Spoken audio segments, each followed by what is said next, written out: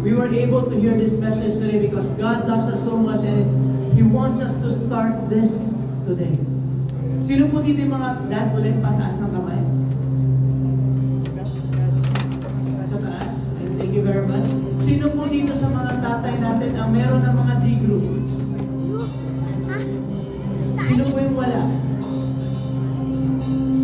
Yan yung mga D-group leaders, can you take a look at the hands of those na wala pang D-group? Can you approach them? Let's start this. Because how can you build your family strong if wala kang strong na foundation? Hindi lang kay God, kundi community din.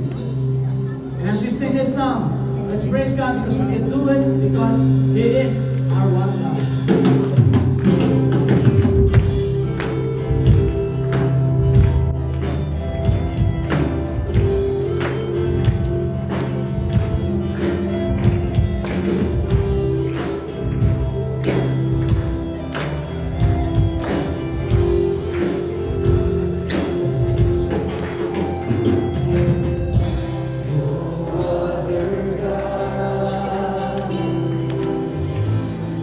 It's like the Lord.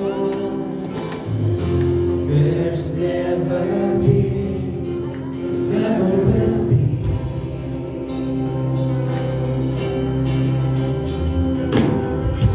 All powerful and merciful.